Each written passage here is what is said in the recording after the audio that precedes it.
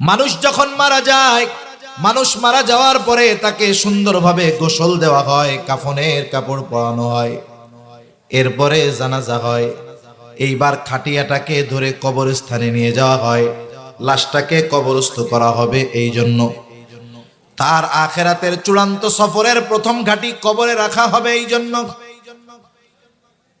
আমাদের অঞ্চলে যখন কোনো মাইয়াতকে কবরের মধ্যে নামানো হয়, তখন একটা দোয়া পড়া হয়।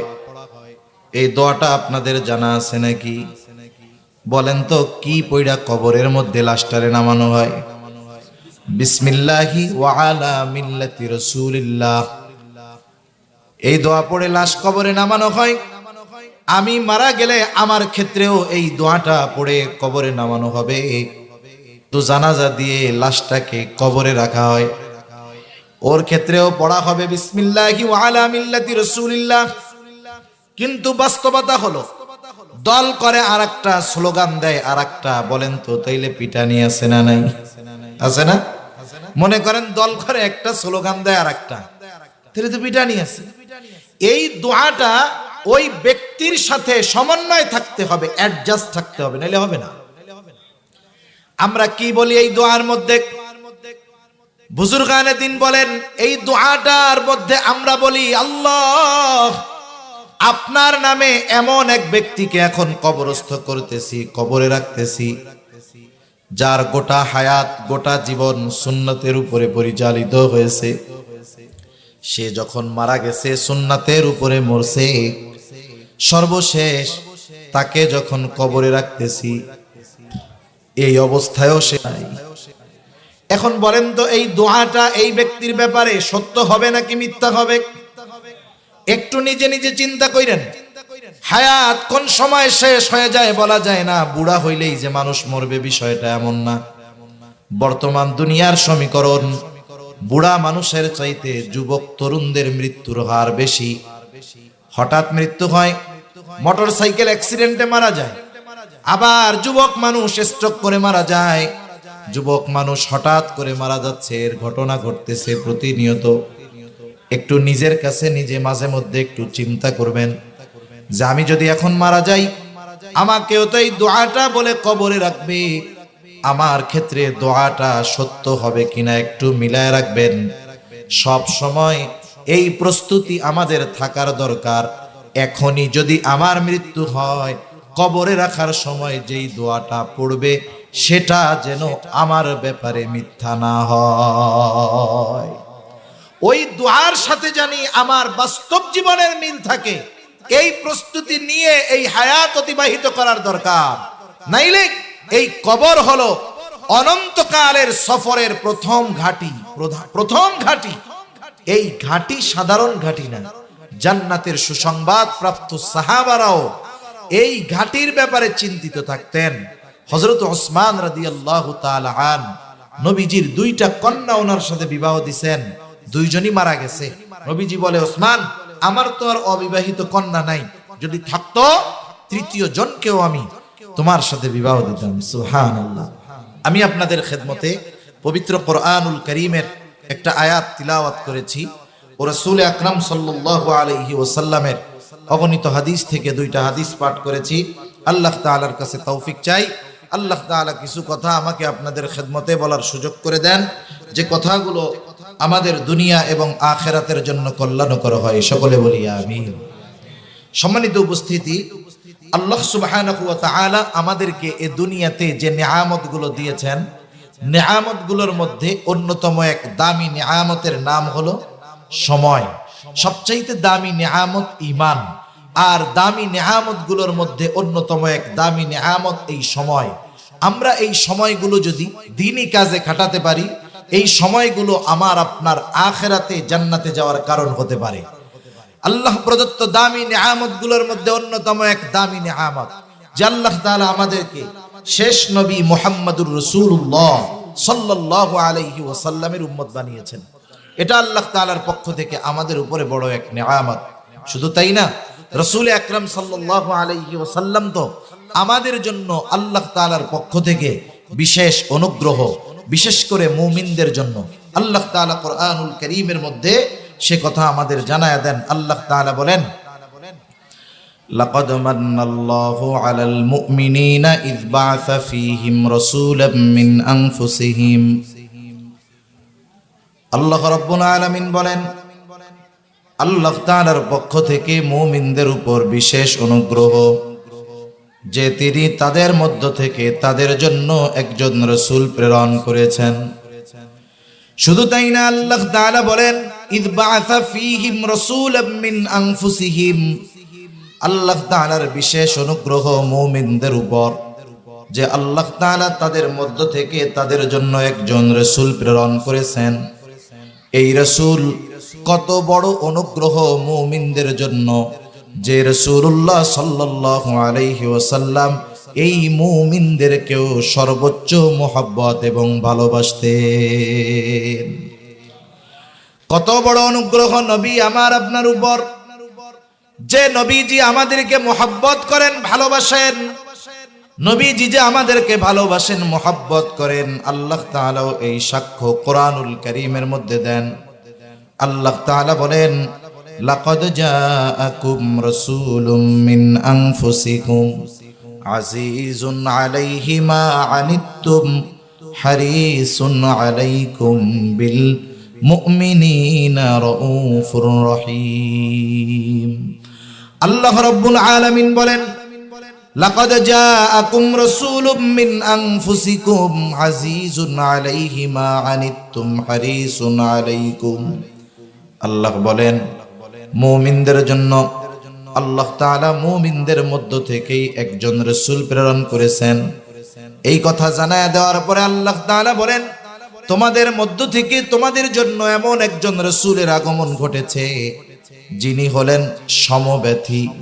তার মানে উম্মত যেই বিষয়গুলায় কষ্ট পায়, নবীও সেই বিষয়গুলোয় কষ্ট পায়।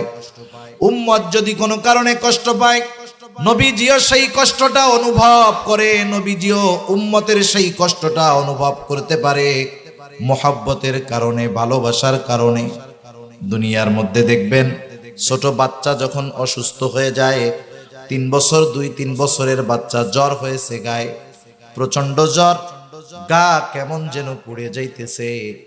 ওই বাচ্চা যখন জ্বরাক্রান্ত হয়, কষ্ট পায়, ওই মা বাবা, ওই সন্তানের মা বাবা যখন পাশে থাকে, বলেন তো সন্তানের এই কষ্টটা মা বাবার কষ্ট পাওয়ার কারণ হয় কি হয় না? সন্তানের কষ্ট মা বাবার কষ্ট পাওয়ার কারণ হয়ে যায়।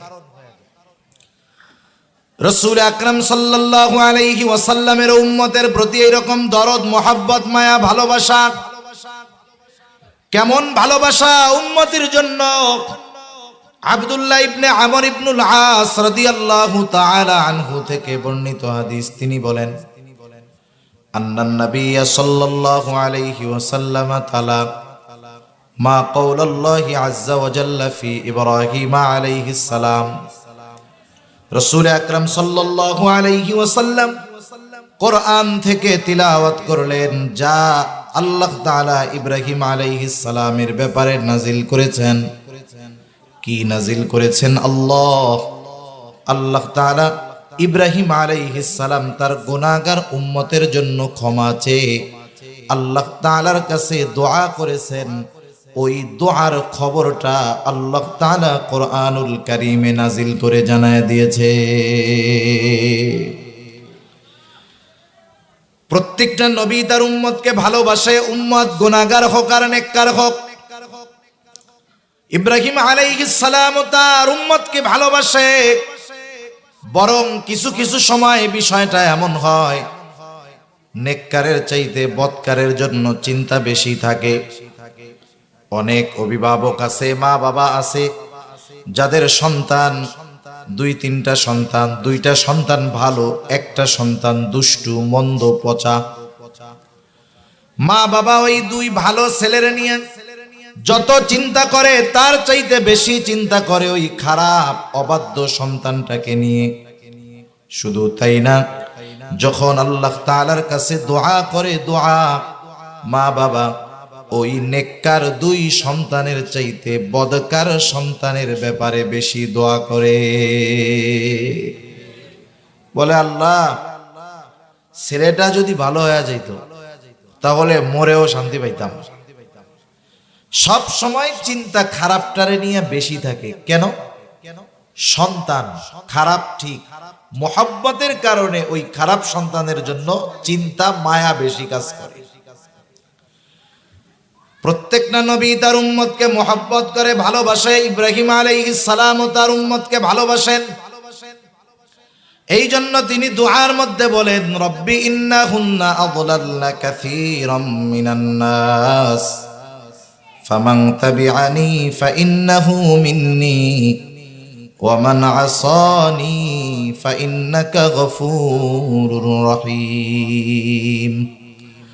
ইব্রাহিম আলাইহিস সালাম বলেন, ও আমার রব, ইন্নাহুন্না আযলালনা কাসীরাম মিনান নাস, ও আমার রব, এই মানুষ, এই প্রতিমাগুলো অধিকাংশ মানুষকে পথচ্যুত করে ফেলছে, পথভ্রষ্ট করে ফেলছে। ফামান তাবিআনি ফাইন্নাহু মিন্নি, যারা আমার আনুগত্য করেছে তারা তো আমার দলভুক্ত, তারা আমার দলভুক্ত। ওমান আসানি, যারা আমার আনুগত্য করে নাই, যারা মূর্তি পূজা বাদ দিয়ে ঈমান আনে নাই। কেমন যেন ইব্রাহিম আলাইহিস সালাতু ওয়াস সালাম বলেন, আল্লাহ, এরাও তো আমারই উম্মত। ইব্রাহিম আলাইহিস সালাম কেমন যেন এই গুনাহগার উম্মতের ব্যাপারে ক্ষমা চান। তিনি বলেন, আল্লাহ, আপনি আমার এই গুনাহগার উম্মতগুলোকেও মাফ কইরা দেন। এজন্যই তিনি বলতেছেন, ফাইন্নাকা গফুরুর রহিম, যেহেতু যারা আমার আনুগত্য করে নাই, আপনি তো গফুর, আপনি তো রহিম, এরা তো আমারই উম্মত, আপনি আপনার গফুর গফফার রহিম রহমান নামের ওসিলায় আমার এই গুনাহগার উম্মত গুলাকেও আপনি মাফ কইরা দেন। ইব্রাহিম আলাইহিস সালাম কেমন যেন তার গুনাহগার উম্মতের ব্যাপারে আল্লাহ তাআলার কাছে ক্ষমা চাইতেছেন।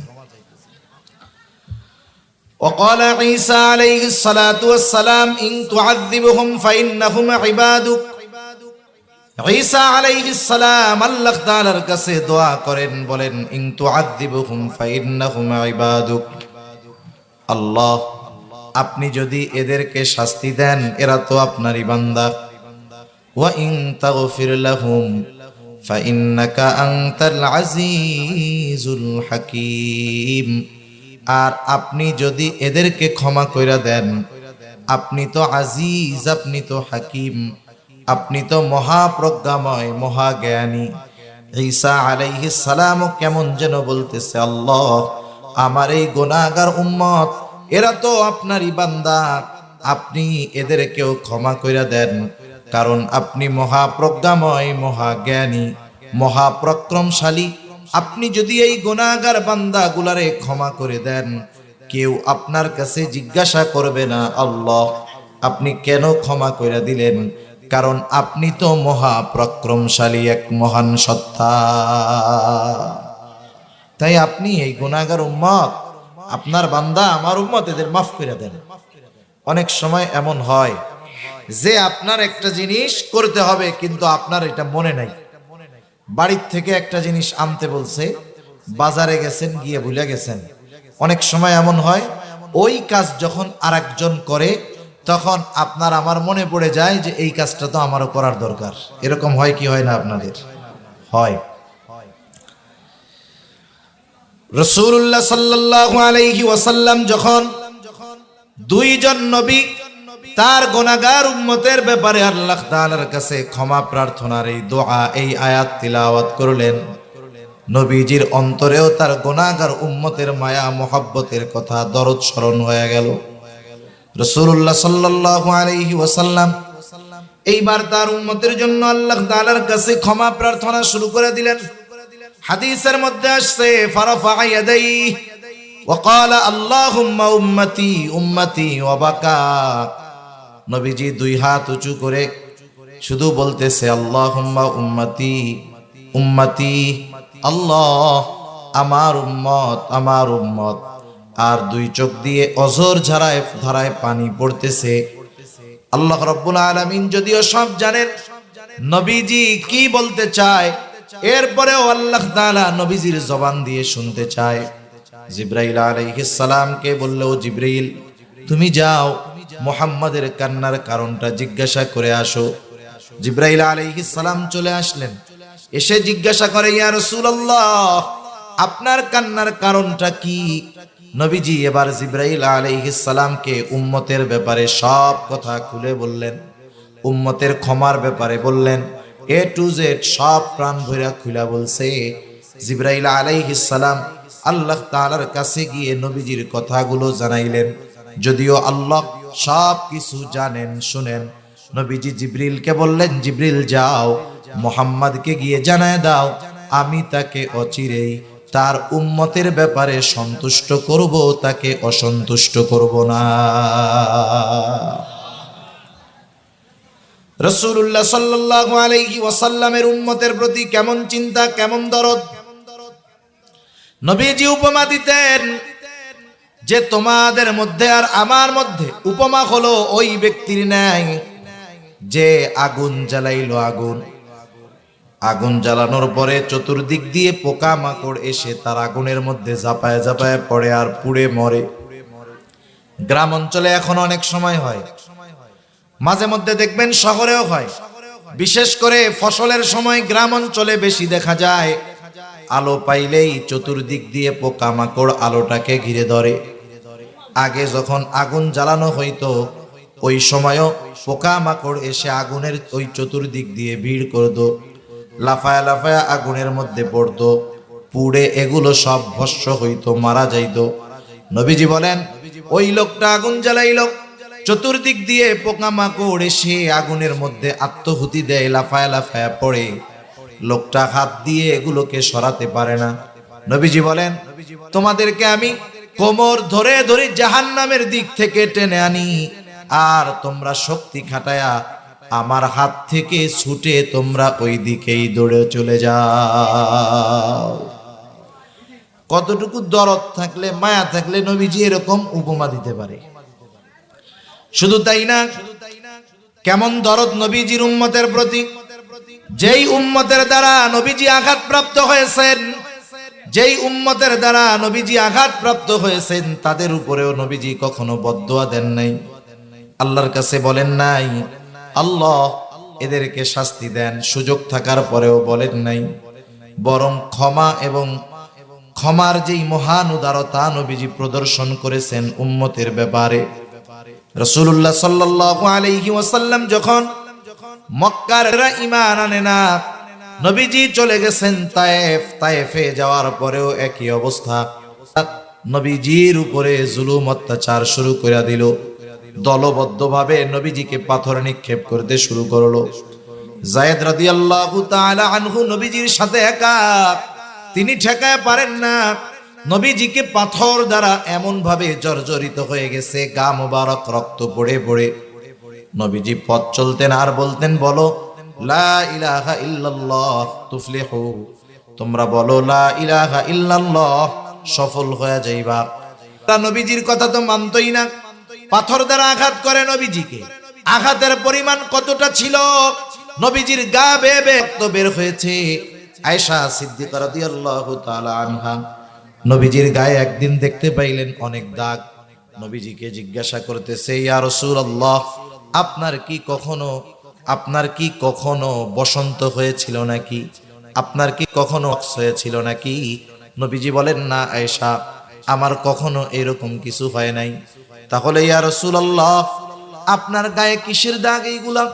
নবীজি বলেন, ও আয়েশা, আমি যখন তায়েফের মানুষদেরকে দ্বীনের দাওয়াত দেওয়ার জন্য গেলাম, তারা আমাকে বুঝতে পারে নাই।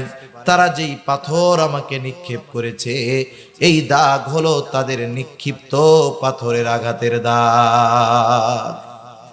নবীজিকে পাথর মারছে ছোট ছোট না, বড় বড় পাথর মেরেছে।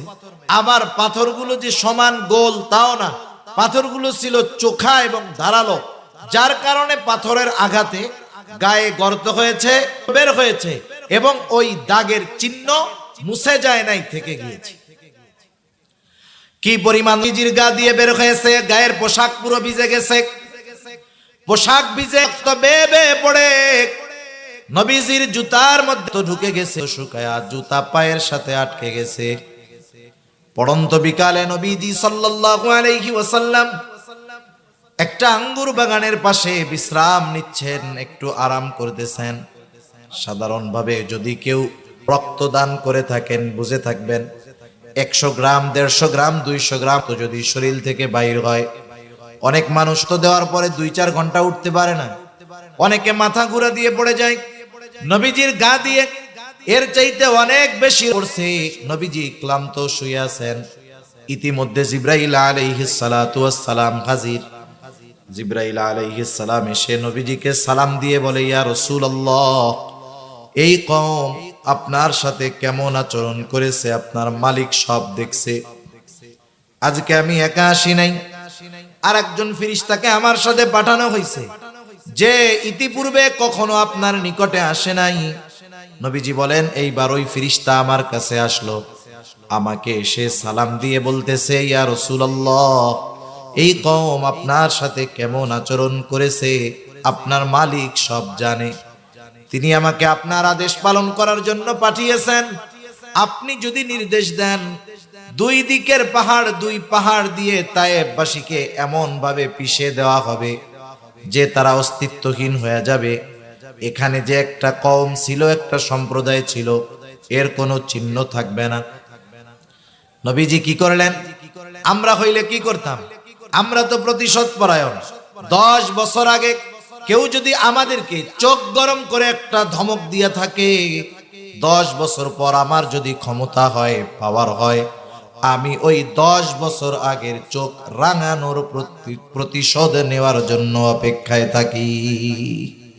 আমি চিন্তা করি, আমার চোখ গরম করে ধমক দিছে, আমার তো এখন ক্ষমতা আছে, আমি এর চোখটারেই উঠাইয়া দেব। নবীজি কি করলেন? তিনি একটু আরাম করতেছিলেন, নবীজি উঠা বসলেন। রাসূলুল্লাহ সাল্লাল্লাহু আলাইহি ওয়াসাল্লাম ওই ফেরেশতার কথার জবাবে বলেন, বাল আরজু আন ইয়াখরুজাল্লাহু মিন আসলাবিহিম মান ইয়াবুদুল্লাহা ওয়াহদাহু ওয়া লা ইউশরিকু বিহি শাইআ।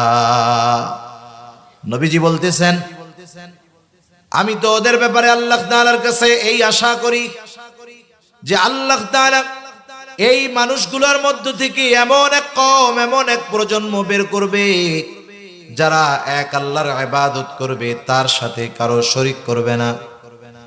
নবীজি এমনটাও বলেন নাই হালকা পাতলা দিয়া এদেরকে একটু সতর্ক কইরা দাও, বরং যাদের দ্বারা গোটা দেহ রক্তে রঞ্জিত হয়েছে, নবীজি তাদের ব্যাপারেও প্রতিশোধ নেন নাই, বরং আশা পোষণ করেছে এরা ঈমান না আনলেও এদের পরবর্তী প্রজন্ম ঈমান আনবে। এজন্য নবীজির উম্মতের প্রতি ভালোবাসার প্রকাশ ওনার সামনে যারা ছিল শুধু যে তাদের ক্ষেত্রে হয়েছে তা নয়, কিয়ামত পর্যন্ত যত উম্মত আসবে নবীজি তাদের সকলকে ভালোবাসার বহিঃপ্রকাশ ঘটায় গেছেন। সুবহানাল্লাহ। যারা আসছে তাদেরও ভালোবাসেন, যারা কিয়ামত পর্যন্ত আসবে নবী তাদেরকেও ভালোবাসেন। রাসূলুল্লাহ সাল্লাল্লাহু আলাইহি ওয়াসাল্লাম একদিন সাহাবায়ে কেরামের সাথে পথ চলতেছেন, নবীজির সাথে সাহাবায়ে কেরাম।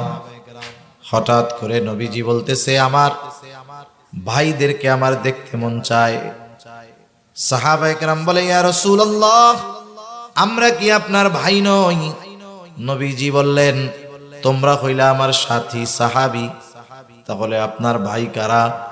নবীজি বলেন, আমার ভাই হলো তারা যারা আমার পরে আমাকে না দেখে ঈমান আনবে, তারা হলো আমার ভাই। এর দ্বারা নবীজি কিয়ামত পর্যন্ত যত উম্মত তার দুনিয়ায় আসবে সকলের প্রতি আগাম ভালোবাসার বার্তা নবীজি দিয়ে গেছেন। সুবহানাল্লাহ। এসব বিষয়গুলো থাক। এখন বলেন তো, দুনিয়াতে আসলে আমাকে আপনাকে ভালোবাসে কে? একজন মানুষ আমারে আপনারে বলে যে আপনারে খুব ভালোবাসি, কথার কথা আপনাকে একজন বলে যে আপনারে খুব ভালোবাসি, আপনারে ভালোবাসি ভাই, দাদা, চাচা। এখন ওই যেই লোকটা ভালোবাসে তাকে নিয়ে আপনি এক জায়গায় গেছেন, যাওয়ার পরে আপনি যে কোনো এক বিপদে পড়ে গেছেন। আপনি যখন বিপদে পড়ছেন, আপনারে দেখা বিপদ থেকে বাঁচানোর জন্য আশেপাশের কিছু মানুষ সাহায্য করার জন্য আসছে, কিন্তু ওই যে যেই লোকটা আপনারে খুব ভালোবাসে ও বিপদ আজ করতে পেরে সবার আগে আপনার কাছ থেকে দূরে সরে বাড়ি চলে আসছে। এখন আপনি ওইখান থেকে কোনো মতে উদ্ধার হয়ে বাড়ি আসছেন, ওর সাথে আবার দেখা, দেখাই বলতেছে ভাই আপনারে খুব ভালোবাসি, আপনারে খুব মহব্বত করি। বলেন তো এবারে কি করবেন আপনি? আপনি বলবেন যে চিটিংবাজি বাদ দাও, তুমি যদি সত্যই আমাকে ভালোবাসতা তাইলে ওই বিপদে সবাই যদি চইলা যাইতো তুমি আমার কাছে থাকতা, কিন্তু হইল কি, বিপদে পড়ার পরে তুমি আমার কাছ থেকে সবার আগে ভাগছো। এ মিথ্যা কথা আর আমারে বইলা কোনো লাভ নাই। তাহলে বাস্তবিক ভালোবাসার প্রমাণ কখন পাওয়া যায়? যখন বিপদে যে সাহায্য করে, বড় বিপদে যে সাহায্য করে, বড় বিপদে যে পাশে থাকে, সেই বাস্তবে ভালোবাসে। ঠিক কিনা বলেন? মুখ দিয়ে ভালোবাসার কথা বলুক আর না বলুক, আসলে সেই ভালোবাসে। মানুষ হিসাবে সবচাইতে বড় মুসিবত আমাদের এই দুনিয়ায় না, প্রত্যেকটা মানুষের সবচাইতে বড় মুসিবত হবে কিয়ামতের দিন। ওই দিনটা মানুষ এতটা চিন্তা, এতটা পেরেশানির মধ্যে থাকবে, ওই দিন মা তার সন্তানকে চিনবে না, সন্তান তার মাকে চিনবে না, ভাই তার ভাইকে চিনবে না। আল্লাহ তাআলা কোরআনুল কারীমের মধ্যে বলেন, ইয়াউমা ইয়াফিরুল মারউ মিন আখিহি ওয়া উম্মিহি ওয়া আবিহি ওয়া সাহিবাতিহি ওয়া বানিহি লিকুল্লি ইমরিইম মিনহুম ইয়াউমা ইযিন শা'নুন ইউগনি। আল্লাহ রাব্বুল আলামিন বলেন, কিয়ামতের দিন ভাই ভাইয়ের থেকে পলায়ন করবে, ওয়া উম্মিহি ওয়া আবিহি, পিতা মাতার থেকে পলায়ন করবে, ওয়া সাহিবাতিহি ওয়া বানিহি, সেই দিন স্ত্রী সন্তানদের থেকে মানুষ পলায়ন করবে। প্রত্যেকটা মানুষ নিজের বিশেষ চিন্তায় বিভোর থাকবে।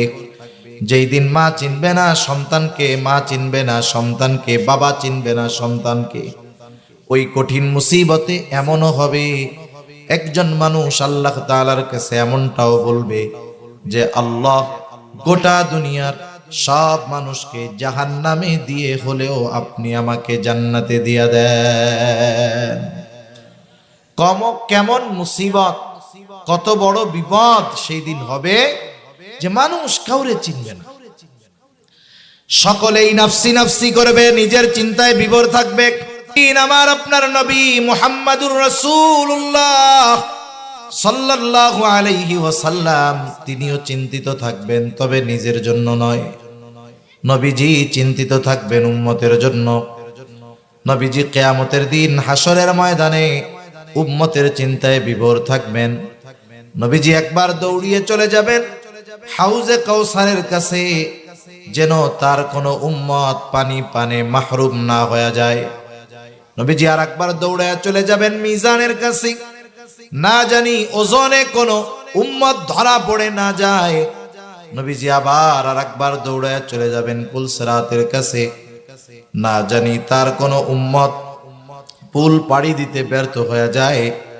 আবার দৌড়ে চলে যাবেন জাহান্নামের কাছে, না জানি তার কোনো উম্মত জাহান্নামের মধ্যে দিয়ে দেয়।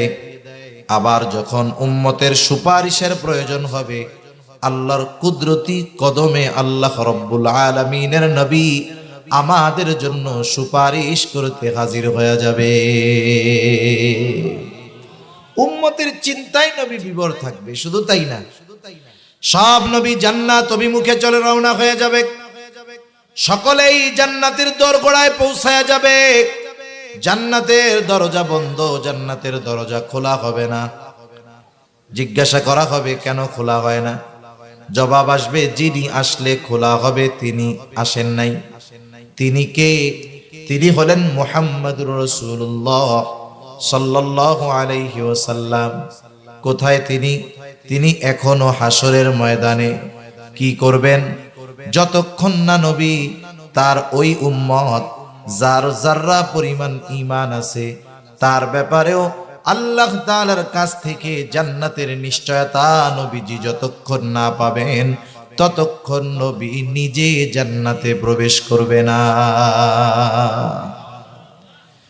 তাহলে আমাকে আপনাকে, আমার আপনার নবী, আমার মা বাবা কি স্বয়ং আমার চাইতেও নবী আমাকে বেশি ভালোবাসে, আমাদের চাইতেও নবী আমাদের বেশি ভালোবাসে। আমরা জাহান্নামের দিকে দৌড়াই, আমাদের চিন্তা নাই, কিন্তু উম্মত জাহান্নামে যাবে, কষ্ট পাবে, নবীজি এটা ফিল করেন, অনুভব করেন। এজন্যই তো নবীজি সমব্যথী। রাসূল আকরাম সাল্লাল্লাহু আলাইহি ওয়াসাল্লামের ব্যাপারে এই জন্যই আল্লাহ তাআলা বলেন, তিনি হলেন হারিসুন আলাইকুম, তোমাদের জন্য কল্যাণকামী, তিনি তোমাদের জন্য কল্যাণকামী। 2 নম্বর হারিসুন আলাইকুম, তিনি তোমাদের জন্য কল্যাণকামী। 1 নম্বর তিনি হলেন সমব্যথী, অর্থাৎ যেই জিনিসটা তোমাদের কষ্ট দেয় সেটা তাকেও কষ্ট দেয়।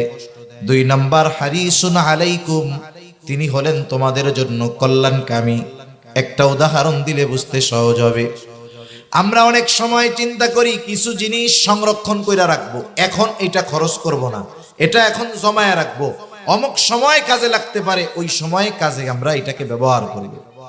অনেক সময় দেখবেন মা আছে, দাদি আছে, স্ত্রী আছে, এনারা কিছু সম্পদ টাকা পয়সা আলাদাভাবে ওইটাকে সংরক্ষণ করে রাখে, কিছু কয় না। এখন দেখে স্বামীর মনটা খারাপ, কি ব্যাপার, কি হয়েছে? বলে যে এই মাসে বেতনটা এখনো পাই নাই, টাকা পয়সা, বাজারও শেষ, দোকান বাকি।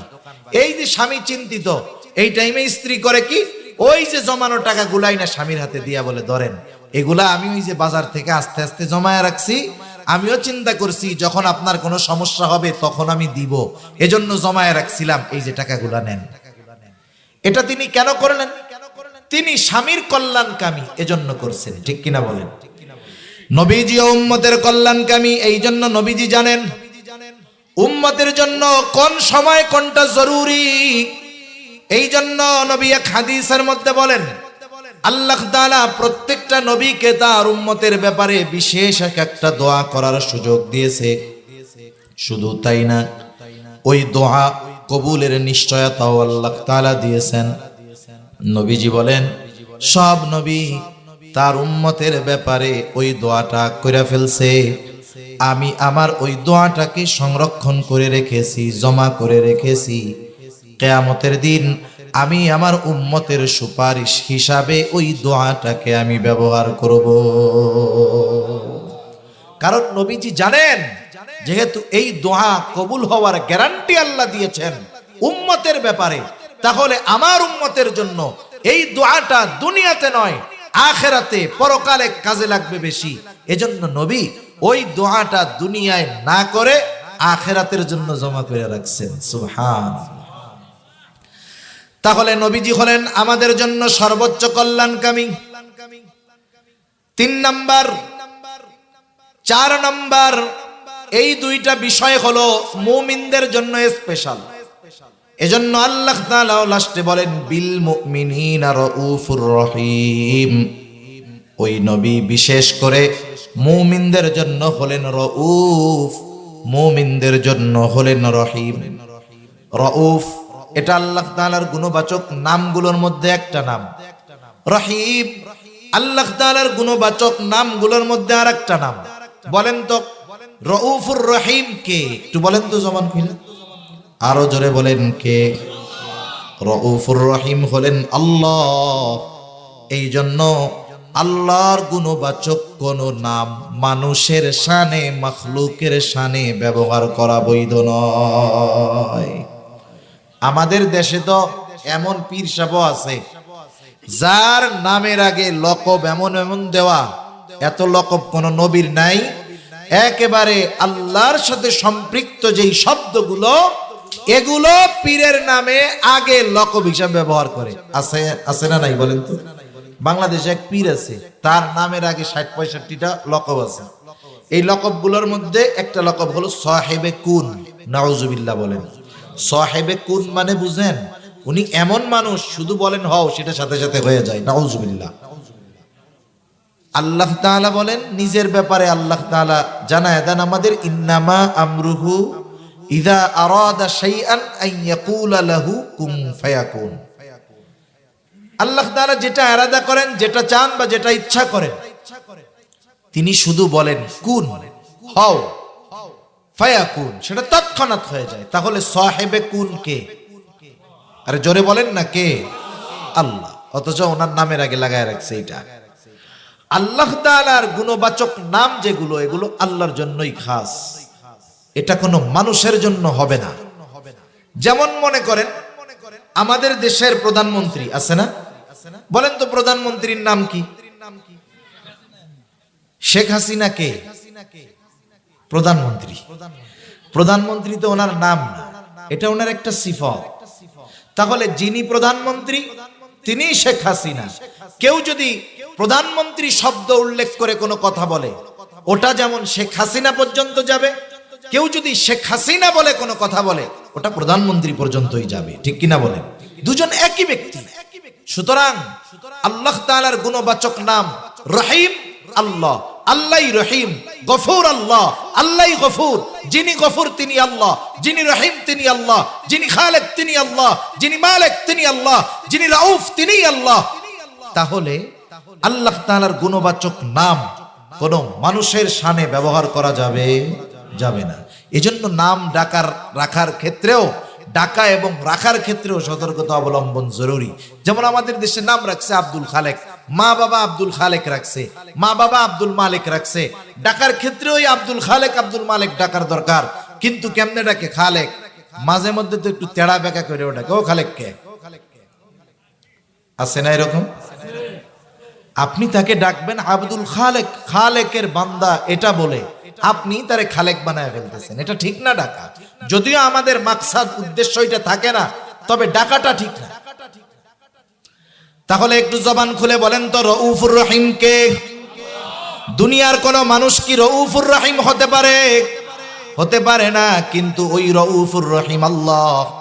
নবীজির তার উম্মতের প্রতি কেমন দরদ, কেমন মায়া, কেমন মোহাব্বত, কেমন ভালোবাসা, এটা বোঝানোর জন্য আল্লাহ তাআলা তার দুইটা গুণবাচক নাম রউফুর রহিম, এটা নবীজির শানে স্বয়ং আল্লাহ ব্যবহার করেছে।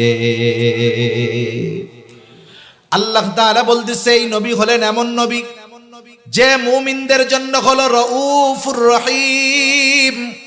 তিনি হলেন মুমিনদের জন্য অতি সদয় পরম দয়ালু।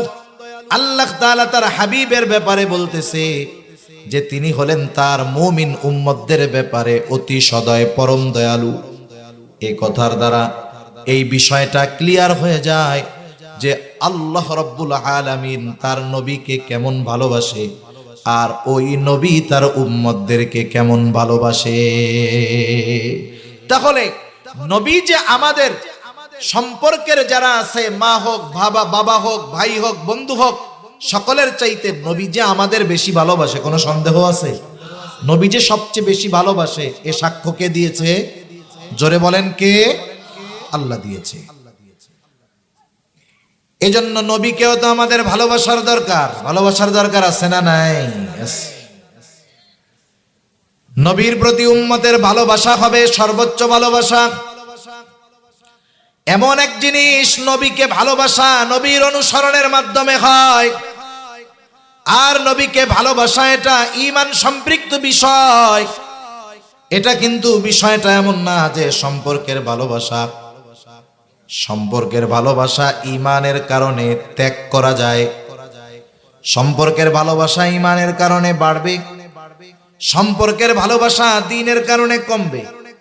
সাহাবায়ে কেরাম প্রমাণ করে দিয়েছেন, তারা প্র্যাকটিক্যাল দেখায় গিয়েছেন যে তারা তাদের নবীজির প্রতি ভালোবাসাকে সর্বোচ্চ প্রাধান্য দিয়েছেন।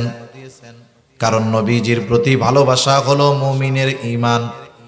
রাসূলুল্লাহ সাল্লাল্লাহু আলাইহি ওয়াসাল্লাম বলেন, লা ইউমিনু আহাদুকুম হাত্তা আকুনা আহাব্বা ইলাইহি মিন ওয়ালিদিহি ওয়া ওয়ালাদিহি ওয়ান নাসি আজমাইন।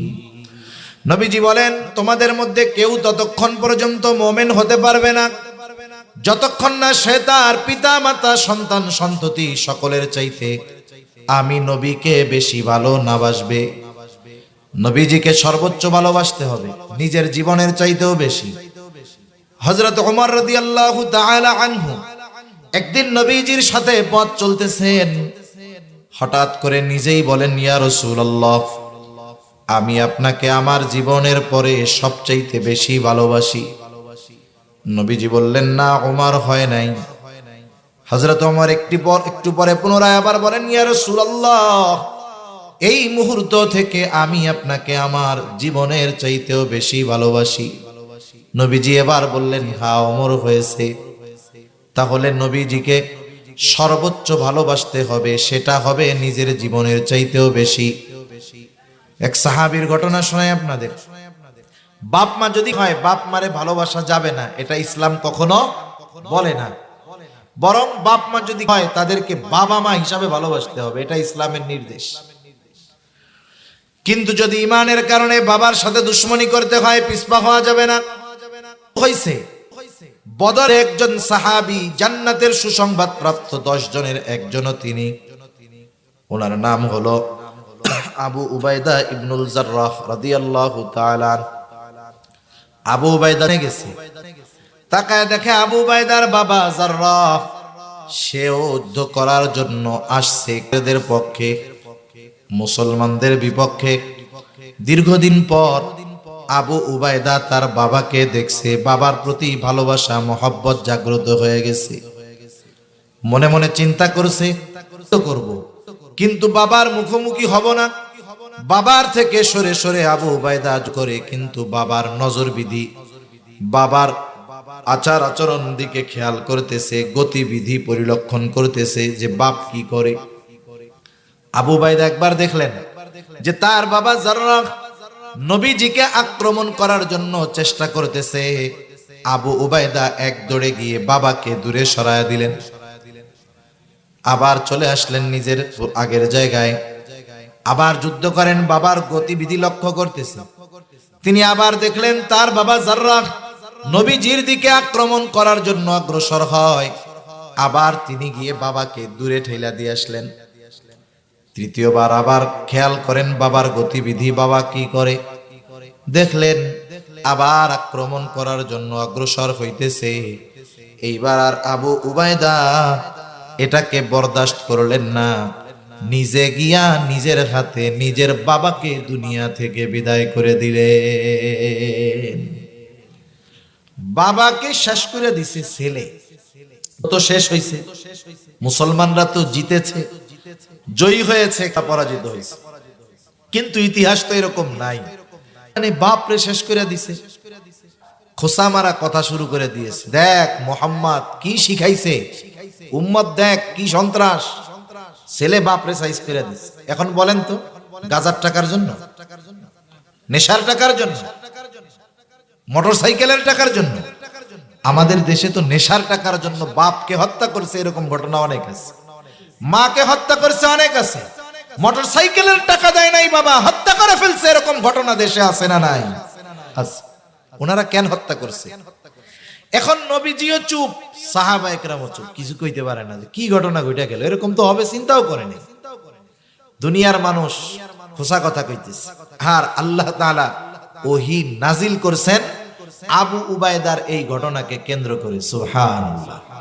আল্লাহ তাআলা বলেন, লা তাজিদু কওমান ইউমিনুনা বিল্লাহি ওয়াল ইয়াউমিল আখির ইউআদ্দুনা মান হাদ্দাল্লাহা ওয়া রাসূলাহু ওয়ালাউ কানু আবাআহুম আও আবনাআহুম আও ইখওয়ানাহুম আও আশীরাতাহুম উলাইকা কাতাবা ফি কুলুবিহিমুল ঈমান ওয়া আইয়াদাহুম বিরূহিম মিন ওয়া ইউদখিলুহুম জান্নাতিন তাজরি মিন তাহতিহাল আনহারু খালিদিনা ফিহা রাদিয়াল্লাহু আনহুম ওয়া রাদু আন উলাইকা হিজবুল্লাহ আলা ইন্না হিজবাল্লাহি হুমুল মুফলিহুন।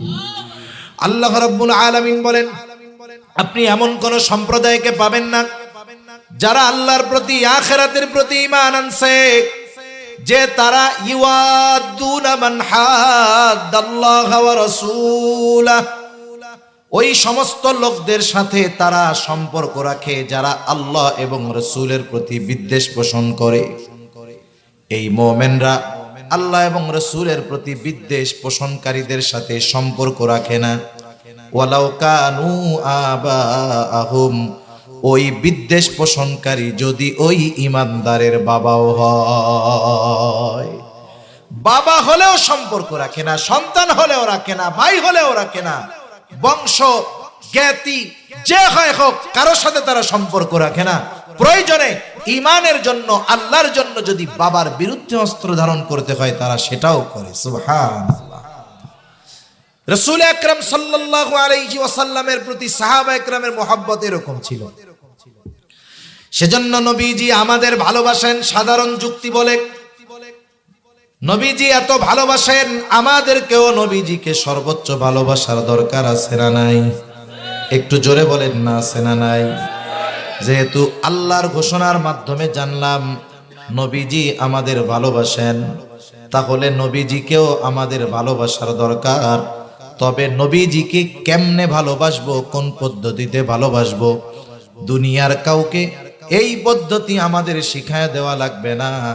নবীজিকে ভালোবাসার পদ্ধতি স্বয়ং আল্লাহ এবং তার রাসূলই আমাদের জানায় দিয়েছে। ওই পদ্ধতি অবলম্বন করলেই নবীকে প্রকৃত ভালোবাসা হবে, নাইলে দুনিয়ার পদ্ধতি অবলম্বন করে বাস্তবে নবীকে ভালোবাসা হয় না। রাসূলুল্লাহ সাল্লাল্লাহু আলাইহি ওয়াসাল্লামও জানেন যে উম্মত চিন্তা করবে কেমনে ভালোবাসবো। এজন্য রাসূলুল্লাহ সাল্লাল্লাহু আলাইহি ওয়াসাল্লাম জানায় দেন, মান আহাব্বা সুন্নতি ফাকাদ আহাব্বানি ওয়া মান আহাব্বানি কানা মাই ফিল জান্নাহ। নবীজি বলেন, যে আমার সুন্নাতকে ভালোবাসলো সে আমি নবীকে ভালোবাসলো, আর আমি নবীকে যে ভালোবাসলো সে আমি নবীর সাথে জান্নাতে থাকবে। তাহলে নবীকে ভালোবাসার মাধ্যমে, সুন্নাতকে ভালোবাসার মাধ্যমে নবীকে ভালোবাসা হয়। নবীকে ভালোবাসলে নবীর সাথে জান্নাতে থাকা যায়, ঠিক কি না? এখন দেখেন, নবীর সাথে জান্নাতে থাকতে পারা এটা বড় সৌভাগ্যের ব্যাপার। নবীর সাথে যদি জান্নাতে থাকতে হয় তাহলে তো আগে জান্নাতে যেতে হবে। জান্নাতে যাইতে হইলে কি করণীয় নবীজি সেটাও বলেন। নবীজি বলেন, কুল্লু উম্মতি ইয়াদখুলুনাল জান্নাতা ইল্লা মান আবা। নবীজি বলেন, আমার সব উম্মত জান্নাতে যাবে, আবা উম্মত ছাড়া। জিজ্ঞাসা করা হলো, ইয়া রাসূলুল্লাহ, আবা উম্মত কারা? নবীজি বলেন, মান আতাআনি দাখালাল জান্নাহ ওয়া মান আসানি ফাকাদ আবা। যে আমার অনুসরণ করবে সে জান্নাতে প্রবেশ করবে, আর যে আমার অনুসরণ করবে না সে আবা উম্মত, সে জাহান্নামে যাবে। এই দুই হাদিসের সমন্বয় যদি করা হয় তাহলে মূল কথা বের হয় যে নবীর সুন্নাতকে মোহাব্বতের সাথে অনুসরণ করবে সে নবীর সাথে জান্নাতে থাকবে। সুবহানাল্লাহ বলেন। শুধু তাই না, নবীর অনুসরণের মাধ্যমে আল্লাহর ভালোবাসা পাওয়া যায়। মুমিন তো আল্লাহ তাআলাকে সর্বোচ্চ ভালোবাসে। এক নম্বরে মুমিন সবচেয়ে ভালোবাসে আল্লাহকে, দুই নম্বরে নবীকে। এজন্য আল্লাহ তাআলাও বলেন, ওয়াল্লাযীনা আমানু আশাদ্দু হুব্বাল লিল্লাহ। মুমিনের আল্লাহর প্রতি ভালোবাসা হলো সুদৃঢ়। এখন আল্লাহকে ভালোবাসবো কেমনে? আল্লাহ তাআলাও তাকে ভালোবাসার পদ্ধতি জানায় দিয়ে বলেন, আল্লাহ তাআলা নবীজিকে জানায় দেন, ও নবী, ও পয়গম্বর, আপনার উম্মত আমাকে তো ভালোবাসতে চায়, কিন্তু কি করলে আমাকে ভালোবাসা হবে আপনি বলেন। কুল ইন কুনতুম তুহিব্বুনাল্লাহ ফাত্তাবিউনি ইউহিব্বুকুমুল্লাহ। আল্লাহ তাআলা বলেন, নবী আপনি বলেন, ইন কুনতুম তুহিব্বুনাল্লাহ, তোমরা যদি আল্লাহকে ভালোবাসতে চাও কি করবা? নবীজি আপনি বইলা দেন, ফাত্তাবিউনি, যে তোমরা যদি আল্লাহকে ভালোবাসতে চাও তাহলে আমি নবীর অনুসরণ করো। এখন আসেন হাদিস আর আয়াতের সমন্বয়ে কি অর্থ আসে? হাদিস আর আয়াতের সমন্বয়ে অর্থ আসে নবীজির অনুসরণ করলে আল্লাহকে ভালোবাসা হয়, নবীজির অনুসরণ করলে জান্নাতে যাওয়া যায়। তার মানে আল্লাহকে ভালো না বাসলে জান্নাতে যাওয়া যাবে না, আল্লাহকে ভালোবাসা হবে নবীর অনুসরণের মাধ্যমে। কিন্তু নবীর অনুসরণ করলে কি আল্লাহকে শুধু ভালোবাসা হবে তা নয়, বরং আল্লাহ তো আমার আপনার নবীকে ভালোবাসা নিজের লকব, নিজের উপাধি নবীজির শানে দিয়ে দিয়েছেন। এজন্য আল্লাহ বলেন, হাবিব তারা যদি আপনার অনুসরণ করে আমাকে ভালোবাসা নিয়ে তাদের চিন্তা করা লাগবে না, আপনি বলে দেন আপনার অনুসরণ করার কারণে ইউহিব্বুকুমুল্লাহ, আল্লাহ তোমাদের ভালোবাসবে। সুবহান। এখন আল্লাহ ভালোবাসলে লাভ কি? কষ্ট হইতেছে আপনাদের? অল্প সময়ের মধ্যে শেষ করে দিব। আল্লাহ ভালোবাসলে লাভ কি? হাদিসের মধ্যে আসছে, রাসূলুল্লাহ সাল্লাল্লাহু আলাইহি ওয়াসাল্লাম বলেন, আল্লাহ তাআলা যখন কাউকে ভালোবাসে, একটু খেয়াল দিয়ে আমার কথাটার জবাব দিবেন, বলেন তো নবীজির অনুসরণ করলে কে ভালোবাসে? আরো জোরে বলেন কে? আল্লাহ তাআলা যখন কাউকে ভালোবাসে তার মানে আল্লাহর ভালোবাসা পাইতে হইলে নবীর অনুসরণের বিকল্প নাই। নবীজি বলেন আল্লাহ তাআলা যখন কাউকে ভালোবাসেন, জিবরাইল আলাইহিস সালামকে ডেকে বলে, জিবরিল আমি দুনিয়ার অমুককে ভালোবাসি, তুমিও ভালোবাসো। এইবার জিবরাইল তাকে ভালোবাসতে শুরু করে, আল্লাহও ভালোবাসে, জিবরাইলও ভালোবাসে। শুধু তাই নয়, জিবরাইল আসমানের মধ্যে ঘোষণা করে দেয়, ও আসমানের বাসিন্দারা, দুনিয়ার অমুক বান্দাকে আল্লাহ ভালোবাসে, আমি ভালোবাসি, তোমরাও ভালোবাসো। এইবার আসমানের ফেরেশতারা ওই ব্যক্তিকে ভালোবাসতে শুরু করে। শুধু তাই না, নবীজি এরপরে বলেন, যখন আসমানের ফেরেশতারা ওই লোককে ভালোবাসতে শুরু করে, আল্লাহ রাব্বুল আলামিন দুনিয়ার মানুষের অন্তরের মধ্যে ওই ব্যক্তির ভালোবাসা আর গ্রহণযোগ্যতা আল্লাহ তাআলা সৃষ্টি করে দেয়। তাহলে আল্লাহর ভালোবাসা পাওয়ার মাধ্যমে দুনিয়ার মানুষের প্রকৃত ভালোবাসা পাওয়া যায়।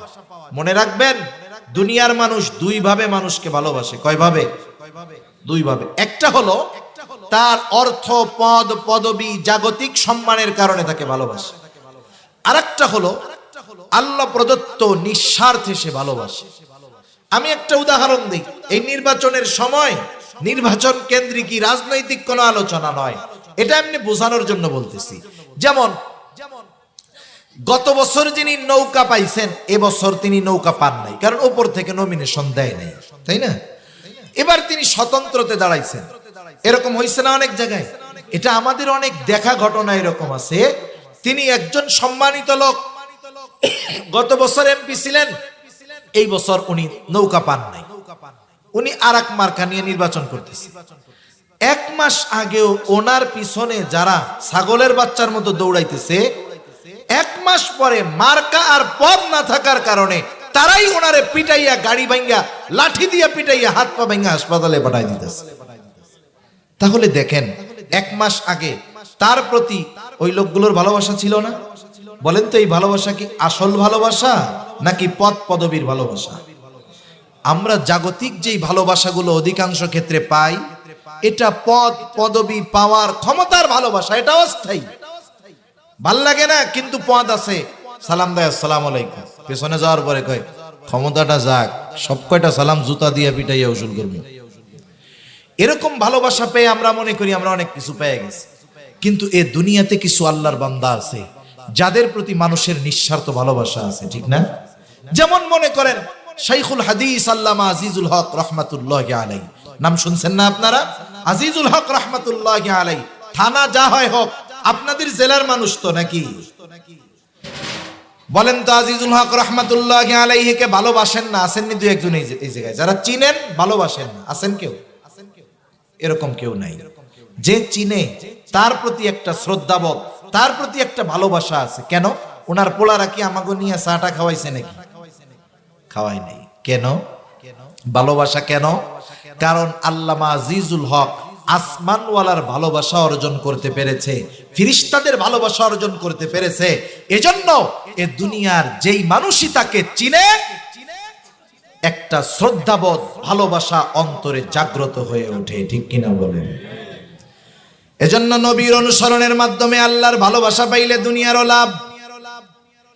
তাহলে আমরা যেই মূল কথার দিকে যাই, নবীজিকে ভালোবাসার পদ্ধতি হলো নবীজির সুন্নাতকে মহব্বতের সাথে অনুসরণ করা। মনে রাখতে হবে, নবীজির সুন্নাত যার মধ্যে নাই, আল্লাহর ভালোবাসাও সে কিন্তু পাবে না। সর্বশেষ একটা কথা বলে আলোচনা শেষ করি। এই দুনিয়ার হায়াতটা হলো সবচাইতে মূল্যবান সম্পদগুলোর মধ্যে অন্যতম। এই মূল্যবান সম্পদ প্রতিনিয়ত আমরা খরচ করতেছি, ব্যয় করতেছি। একটা দিন আমার আপনার নির্দিষ্ট ওই হায়াত, মূল্যবান সম্পদটা শেষ হয়ে যাবে। তখন মালাকুল মউত চলে আসবে, আমার আপনার মরণ হবে। এই দুনিয়া থেকে আমাকে আপনাকে বিদায় নিতে হবে। মানুষ যখন মারা যায়, মানুষ মারা যাওয়ার পরে তাকে সুন্দরভাবে গোসল দেওয়া হয়, কাফনের কাপড় পরানো হয়, এরপরে জানাজা হয়। এইবার খাটিয়াটাকে ধরে কবরস্থানে নিয়ে যাওয়া হয়, লাশটাকে কবরস্থ করা হবে। এই জন্য তার আখেরাতের চূড়ান্ত সফরের প্রথম ঘাঁটি কবরে রাখা হবে। এই জন্য আমাদের অঞ্চলে যখন কোনো মাইয়াতকে কবরের মধ্যে নামানো হয়, তখন একটা দোয়া পড়া হয়। এই দোয়াটা আপনাদের জানা আছে নাকি? বলেন তো, কি পয়ড়া কবরের মধ্যে লাশটারে নামানো হয়? বিসমিল্লাহি ওয়া আলা মিল্লাতি রাসূলিল্লাহ। এই দোয়া পড়ে লাশ কবরে নামানো হয়। আমি মারা গেলে আমার ক্ষেত্রেও এই দোয়াটা পড়ে কবরে নামানো হবে। তো জানাজা দিয়ে লাশটাকে কবরে রাখা হয়, ওর ক্ষেত্রেও পড়া হবে বিসমিল্লাহি ওয়া আলা মিল্লাতি রাসূলিল্লাহ। কিন্তু বাস্তবতা হলো, দল করে আরেকটা, স্লোগান দেয় আরেকটা। বলেন তো, তাইলে পিটানি আছে না নাই? আছে না? মনে করেন দল করে একটা, স্লোগান দেয় আরেকটা, তাহলে তো পিটানি আছে। এই দোয়াটা ওই ব্যক্তির সাথে সমন্বয় থাকতে হবে, অ্যাডজাস্ট থাকতে হবে, নাইলে হবে না। আমরা কি বলি এই দোয়ার মধ্যে? বুজুর্গানে দিন বলেন, এই দোয়াটার মধ্যে আমরা বলি, আল্লাহ আপনার নামে এমন এক ব্যক্তিকে এখন কবরস্থ করতেছি, কবরে রাখতেছি, যার গোটা হায়াত, গোটা জীবন সুন্নতের উপরে পরিচালিত হয়েছে। সে যখন মারা গেছে সুন্নাতের উপরে মরছে, সর্বশেষ তাকে যখন কবরে রাখতেছি, এই অবস্থায়ও সে নাই। এখন বলেন তো, এই দোয়াটা এই ব্যক্তির ব্যাপারে সত্য হবে নাকি মিথ্যা হবে? একটু নিজে নিজে চিন্তা করেন। হায়াত কোন সময় শেষ হয়ে যায় বলা যায় না। বুড়া হইলেই যে মানুষ মরবে বিষয়টা এমন না। বর্তমান দুনিয়ার সমীকরণ, বুড়া মানুষের চাইতে যুবক তরুণদের মৃত্যুর হার বেশি। হঠাৎ মৃত্যু হয়, মোটর সাইকেল অ্যাক্সিডেন্টে মারা যায়।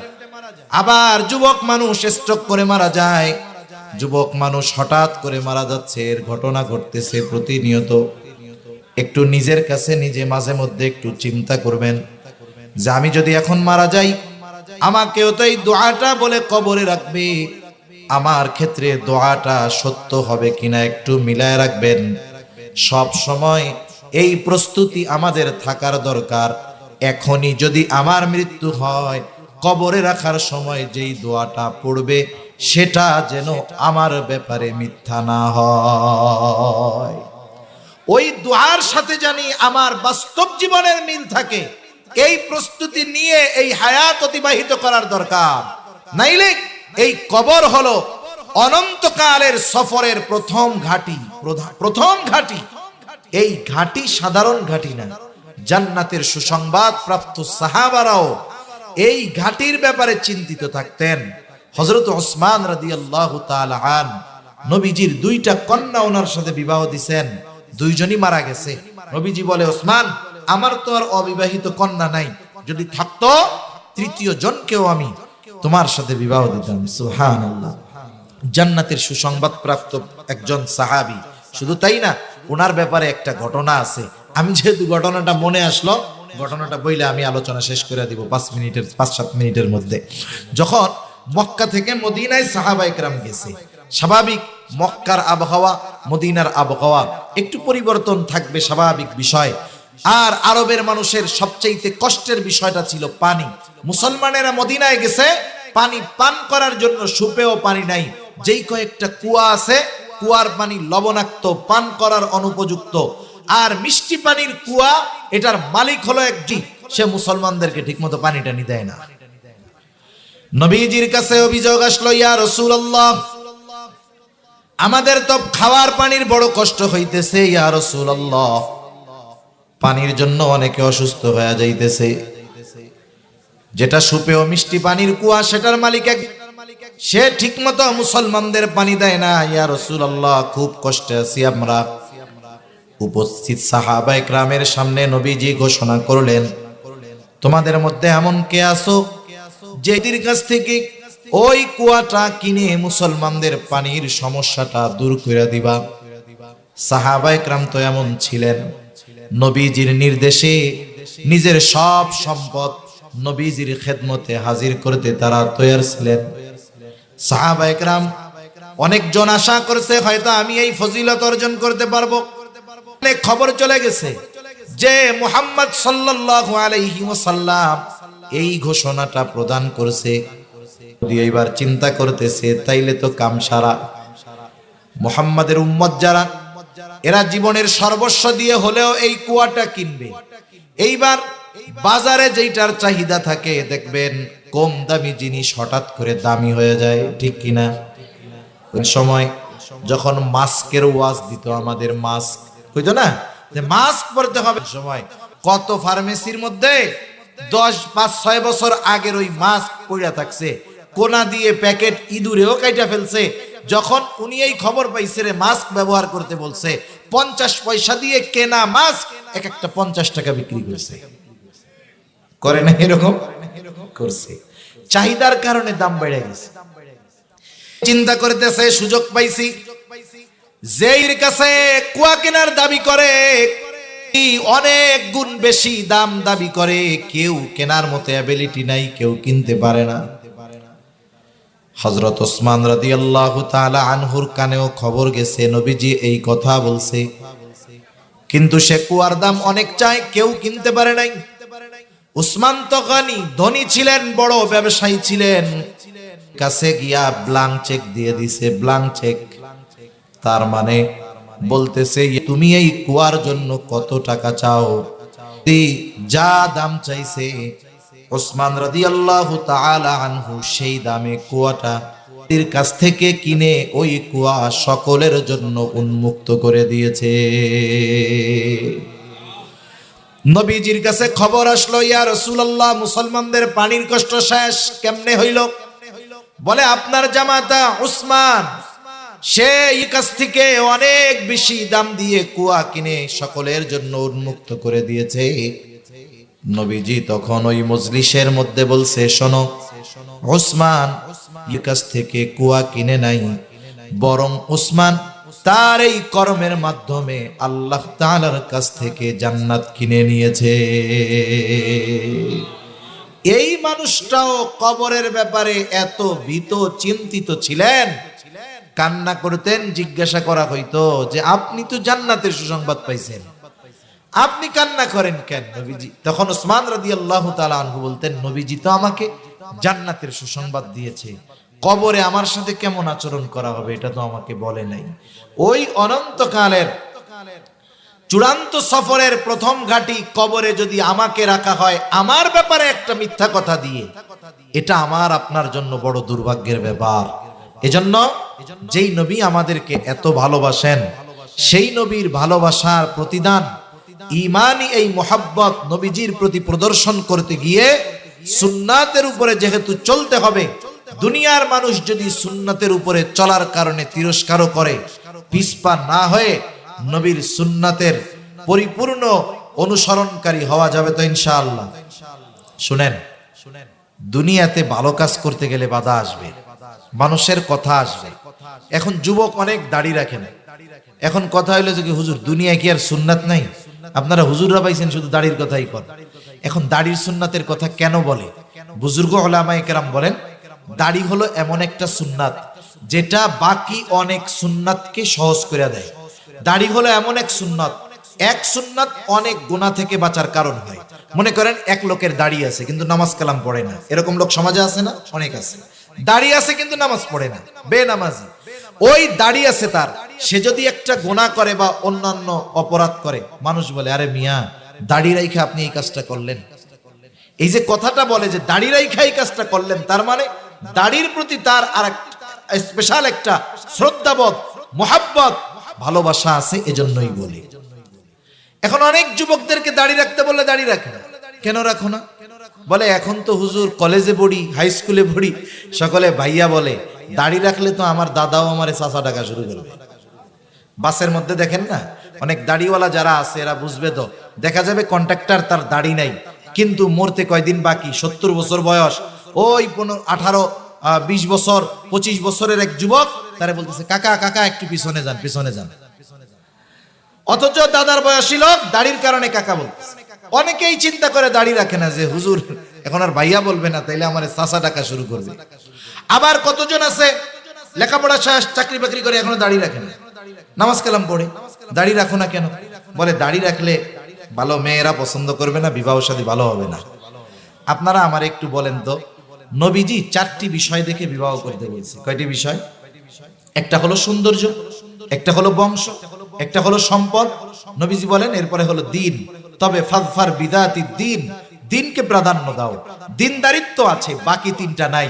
বিবাহ যদি হয়ে যায় সবর করো, এই দিনদার মেয়ের থেকে হয়তো আল্লাহ এমন সন্তান দিবে যেটা তোমার চক্ষু এবং হৃদয়ের প্রশান্তির কারণ হবে। ঠিক কিনা বলেন?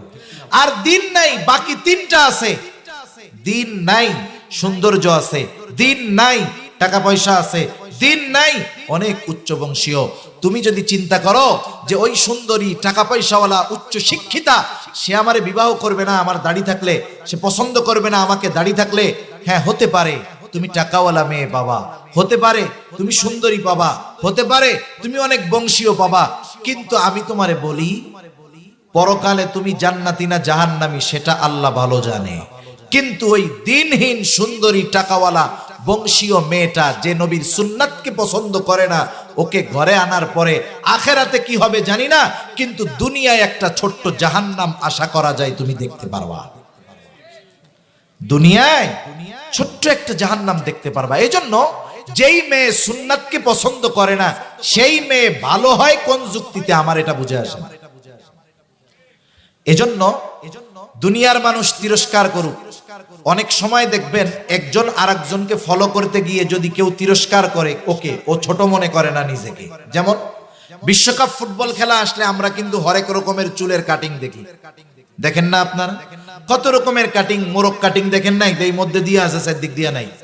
আরে এইগুলা কাটিং আমাদের অঞ্চলে আমরা ছোটবেলায় দেখছি মুরগি চুরি হয় ধরা পড়ে না, মুরগি চুরি হয় ধরা পড়েই না। হঠাৎ একদিন মুরগি চোর ধরতে পারছে, ধরা খাইছে মানে কি অতীতে যত মুরগি চুরি হয়েছে সব এইটাই করছে। এইবার ওকে করতো কি, অর্ধেক চুল চাইছা আধা টাক বানাইয়া বাকি অংশে কালি লাগাইয়া এলাকার মধ্যে জুতার মালা পরাইয়া ঘুরাইতো। এরকম মানুষও বুঝতো যে এটা হলো মুরগি চোর, অর্ধেক টাক বানাইছে ওরে। এখন আরেকজন ওই বিশ্বকাপ ফুটবলের সময় অর্ধেক টাক এই জায়গায় নাই, এই জায়গায় খানিক আছে, এরকম কাটিং দিয়ে আসছে। মুরব্বীরা হয়তো এটা বুঝবে না। এখন ওরে জিজ্ঞাসা করছে, কিরে তুই কি মুরগি চুরি করে ধরা খাইছিলি নাকি, এরকম কাটিং দিলি কেন? এখন বলেন তো ও এই কথার প্রতিবাদ করবে কি করবে না? ও গর্বের সাথে বলবে, দাদা এ কথা বললেন না, আপনি জানেন এটা কি স্টাইলের কাটিং, এটা মুন্সিগঞ্জেও কাটা যায় না, ঢাকার থেকে 3000 টাকা দিয়ে আমি এই কাটিং দিয়ে আসছি। মুরব্বীও বলবে ভালোই তো, 3000 টাকা দিয়ে মুরগি চোরা কাটিং তো আমরা এমনি দিয়ে দিতে পারতাম। এখন বলেন ওর কথার দ্বারা আপনি কি বুঝলেন? এই যে মুরগি চূড়া মার্কা কাটিং যে ওকে বলা হইলো, ও লজ্জিত হয় নাই, বরং সে আরো গর্বের সাথে বলছে যে এই চুলের স্টাইল হলো অমক বিশ্ববিখ্যাত খেলোয়াড়ের চুলের স্টাইল। গর্বের সাথে বলছে না? আরে মিয়া, তোমাকে দাড়ি রাখার কারণে কেউ যদি চাচা বলে, দাড়ি রাখার কারণে যদি মুরব্বী বলে, দাড়ি রাখার কারণে যদি বুড়া বলে, তুমি বলবা আরে বেটা এটা হলো মুহাম্মাদুর রাসূলুল্লাহর স্টাইল। ঠিক কিনা বলেন? ওই তিরস্কার আখেরাতে পরিবর্তন হয়ে ওই তিরস্কারের পরিবর্তে আল্লাহ জান্নাত পুরস্কার দিবে ইনশাআল্লাহ। এজন্য আমরা নবীজির সুন্নাতের পরিপূর্ণ পাবন্দি করার চেষ্টা করব। সুন্নাত হলো মুসলমানদের স্টাইল, মুসলমানদের সভ্যতা, কৃষ্টি, কালচার, অনুকরণীয়, অনুসরণীয় সব মুহাম্মাদুর রাসূলুল্লাহর পদ্ধতি। এবং আমাদের উচিত, আমাদের আইডল আমরা যদি মুহাম্মাদুর রাসূলুল্লাহ সাল্লাল্লাহু আলাইহি ওয়াসাল্লামকে বানাতে পারি, আমাদের মুসলিমদের সভ্যতা, মুসলিমদের কৃষ্টি কালচার সংরক্ষিত হবে, ঘরে ঘরে পৌঁছাবে। মনে রাখবেন, মুসলমানদের সভ্যতা, কৃষ্টি কালচার এটা শুধু বাৎসরিক, মাসিক অথবা নির্দিষ্ট কোনো সময়ে পালনীয় নয়, বরং মুসলমানদের সভ্যতা, কৃষ্টি কালচার স্বয়ং মুসলমান সর্বদা সব সময় নিজের সাথে বহন করে চলে। ঠিক কিনা বলেন? এজন্য ওই